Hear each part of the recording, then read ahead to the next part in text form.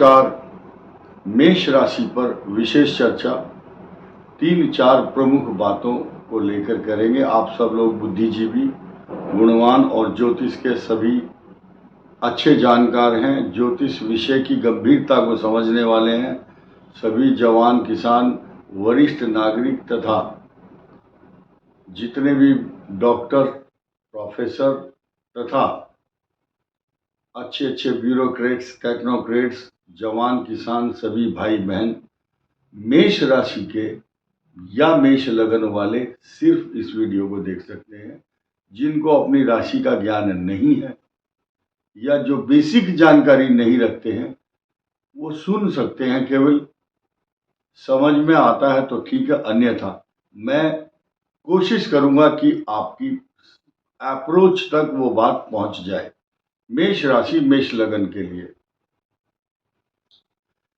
अत्यंत महत्वपूर्ण विषय पर चर्चा करनी है। 4 बातें पहले आपको समझनी है कि हम किन विषयों को टच कर रहे हैं, किनको, कौन से पहलुओं को छूना बहुत आवश्यक है। पहला, बृहस्पति वक्री हो गया है और 119 दिन तक रहेगा। आपके भाग्य स्थान का स्वामी है, तो आपका सरोकार, आपका संबंध, आपकी निकटता और आपका भाग्य इसी बात पर निर्भर है जिस पर हम चर्चा करने जा रहे हैं। और ये गुड न्यूज है आपके लिए, नॉट बैड। खराब चीजें भी बताई जाएंगी। खट्टा और मीठा, जब आप थाली में भोजन करते हैं वहां नींबू भी होता है, मिर्च भी होती है, मीठा भी होता है, खीर, पूरी नमक की सब्जी, जो भी सब्जी होगी। तो इसी प्रकार ये जो वीडियो है, जब अच्छी सूचना आपको प्राप्त होगी तो खराब भी सुननी पड़ेगी, क्योंकि खराब सुनना इसलिए आवश्यक है, वो आपको बचाव करने के लिए, प्रिवेंशन के लिए बहुत जरूरी है। निंदक नियरे राखिए आंगन कुटी छवाए। अपनी निंदा करने वालों को अपना मित्र समझिए। तो आइए जानते हैं 119 दिन तक बृहस्पति वक्री होने जा रहा है मेष राशि पर। अब मेष राशि पर क्यों वक्री हो रहा है? क्योंकि वृष राशि से वक्री होकर मेष राशि पर प्रभाव करेगा। इसलिए ये कहा गया मैंने कि मेष राशि पर वक्री हो रहा है। इसका शुभत्व, इसका लाभ 119 दिन सुख उपभोग मेष राशि को करने को मिलेगा। कारण क्या है कि जब मेष राशि पर शुभत्व प्रदान करेगा तो आपके भाग्य स्थान की भी वृद्धि करेगा। आपके हाथों में बहुत दिन से दोनों में सफलता और लड्डू लेकर के घूम रहे हैं। सफलता और लड्डू क्या, अगर ये बृहस्पति वक्री ना हो तो भी आपको फाइनेंस हाउस आर्थिक दृष्टि से आपको मजबूती देगा। धन स्थान में बैठ करके बृहस्पति अमृत तत्व बखेरता है। और जिस विशेष बात को हम कहना चाहते हैं वो दूसरी ये है कि सूर्य आपके पंचम भाव का स्वामी नीच राशि का होकर के सप्तम भाव में आएंगे। और कब आएंगे? 17 तारीख को 7:42 पर सुबह। ये एक सामान्य प्रक्रिया है। हर महीने सूर्य आता है और सामान्य फल प्रदान करता है। लेकिन इस साल क्या खासियत है? इस साल खासियत यह है कि मंगल 3 दिन बाद मंगल आकर के सप्तम भाव पर दृष्टि डालेंगे। आपके चतुर्थ स्थान पर बैठकर मंगल नीच राशि में होंगे, लेकिन आपके राशि का, आपके लगन का स्वामी मंगल होगा। वो आपको कुछ भूमि, भवन, वाहन, सवारी, प्रॉपर्टी लाभ तो देगा, लेकिन घर में अशांति और कलह का वातावरण किसी भी रीजन से बना सकता है। अब इसके पहला इम्पैक्ट तो ये हुआ, और वही मंगल आपके सप्तम भाव पर दृष्टि भी डालेंगे। सप्तम भाव पर जब चतुर्थ दृष्टि मंगल की होगी तो वो विस्फोटक है। मेष राशि के दाम्पत्य जीवन को, मैरिज लाइफ को डिस्टर्ब करने की कोशिश है ये। यद्यपि बृहस्पति आपके द्वितीय भाव में है, बृहस्पति ऐसी जगह बैठ गया कि वो अपनी दृष्टि आदि संबंध सप्तम भाव को नहीं दे पा रहा है, अष्टम को दे सकता है, दे रहा है। मेष राशि के 6 नवंबर तक देगा। आपका जो सप्तम का स्वामी अष्टम चला गया और पंचम का स्वामी सप्तम, ये आपकी मैरिज लाइफ में आग लगाना चाहता है।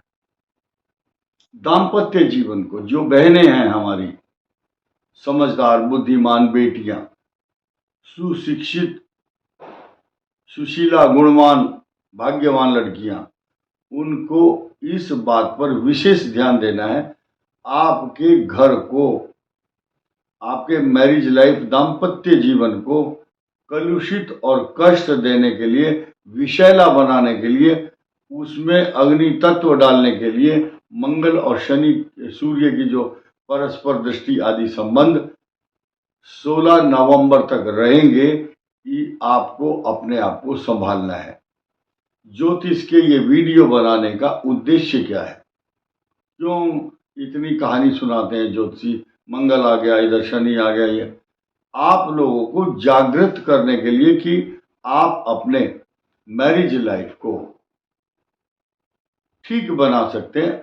जब आपको पता हो कि इस प्रकार के समीकरण और अशांति का कारण मंगल और शनि बन रहे हैं, तो उसके लिए प्रिवेंशन लेना चाहिए।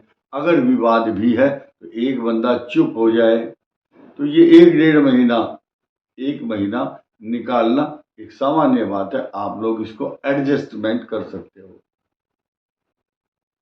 ये तो बात हुई सामान्य। अब आपके इनकम हाउस पर बैठे हुए शनि, जो कि शश योग बनाते हैं, स्वग्रही राशि में है, मूल त्रिकोण राशि में है, आपकी संतान भाव को पूर्ण दृष्टि से देखते हैं। अब यहाँ एक समीकरण है, आपको डरना नहीं है। इस बात को वही समझ पाएगा जिसको ज्योतिष की बेसिक जानकारी ज्यादा है। आपके पंचम भाव का स्वामी सूर्य नीच राशि में चला गया, यानी कि पंचम भाव इफेक्टेड हो गया, गुरु की दृष्टि नहीं है वहां। एक तो उस भाव का स्वामी कमजोर हो गया, घर से चला गया, नीच राशि, यानी कि अच्छी पोजीशन में नहीं है और प्रताड़ित हो रहा है मंगल के द्वारा 16 नवंबर तक। इसके साथ साथ शनि लाभ स्थान में बैठ करके आपके पंचम भाव को शत्रु भाव से देखता है, शत्रु राशि को देखता है, जहां पर शुभ ग्रहों की दृष्टि नहीं है। हम क्या करेंगे इस ऐसी स्थिति में? ये साइड इफेक्ट के रूप में देखा जाएगा मेष राशि के लिए। अब मेष राशि का छठा भाव और 12वें भाव पर चर्चा कर लेते हैं। छठे भाव में केतु, ऋण, रोग, शत्रु, कंपटीशन, झगड़े, झंझट, परेशानी तथा कमर के रोग, स्पाइनल कॉर्ड, फोड़ा, फुंसी, और जो सीनियर सिटीजन लोग हैं उनको शुगर या यूटीआई प्रॉब्लम, और जो पेशाब से संबंधित रोग, नाभि से नीचे के रोग, की प्रोस्टेट प्रॉब्लम, प्रोस्टेट ग्लैंड्स से रिलेटेड। अब क्या है, 12वें स्थान राहु है, अचानक खर्चा, अचानक यात्रा, अचानक पैरों में दर्द, अशांति, तनाव तथा छठे भाव का जो केतु है, इसकी 2 लाइन सुनिए आप। राहु और केतु की जब गर्दन कटी तो राहु ऊपर का हिस्सा, केतु नीचे का हिस्सा। आपने देखा होगा छिपकली और सांप की जो पूंछ कटने के बाद भी वो बहुत देर तक ऐसे तड़पती रहती है, हिलती रहती है। ठीक इसी प्रकार केतु जो नीचे का हिस्सा, वो हर समय ऐसा हलाए चलायमान रहता है। जिस भाव में बैठता है उस भाव के प्रति पूरा का पूरा आकर्षण उधर डाल देता है। आपके मामा का स्थान है छठा, तो मामाओं के प्रति आपको चिंताग्रस्त करेगा। इसके अलावा आपको रोग उत्पन्न करेगा, तो कैसे? फोड़ा निकल गया, या छोटा मोटा ट्यूमर, रसोली, सिस्ट, और एक रोग होता है सोराइसिस। इस तरह के रोग देता है केतु। तो इसका उपचार सुन लीजिए। बाकी हनुमान चालीसा, पूजा, गणेश जी की आराधना, ये सब करते ही होंगे आप, और करना चाहिए। लेकिन कुत्ते को रोटी देना, कुत्ता कौन सा हो? चित कबरा, जिसके 2-3 कलर हों। वस्त्र दान करना है, कंबल मल्टी कलर, जैसे कि भगवान शिव, चीता शब्द है, चीता, चीते का जो कलर होता है, चीते कलर के कुछ कुत्ते भी होते हैं, चीते कलर का कंबल भी होता है। और बाजरा छत पर डालना, या 7 प्रकार के अनाज की रोटी बनाकर कुत्ते को देना, या कुष्ठ आश्रम या अनाथ आश्रम में जाकर के दान करना चाहिए। केतु जो है आपके 6ठे भाव में बैठ करके कई प्रकार के विद्रोह की स्थिति भी उत्पन्न करता है। प्लस पॉइंट यही है आज की तारीख में कि उस पर बृहस्पति की दृष्टि है। भले ही शत्रु राशि में बैठे हुए बृहस्पति, और शत्रु राशि कन्या राशि में केतु बैठा, तो वहां पर शत्रु भाव से ये दृष्टि भी है। अब हम बात कर लेते हैं कि आपको शनि और मंगल का जो षडाष्टक योग है, जो आपके 7वें भाव को तो देखेगा, लेकिन एकादश भाव में बैठ करके आपके लिए आय के स्रोत जो आपके बन रहे हैं उनमें वृद्धि करेगा। आपके 10वें भाव पर उच्च दृष्टि मंगल की होगी, और बृहस्पति वहां पर नीच दृष्टि से देखेंगे, तो ये एक प्रकार का नीच भंग माना जाएगा। इस वीडियो में इतना ही। धन्यवाद, नमस्कार।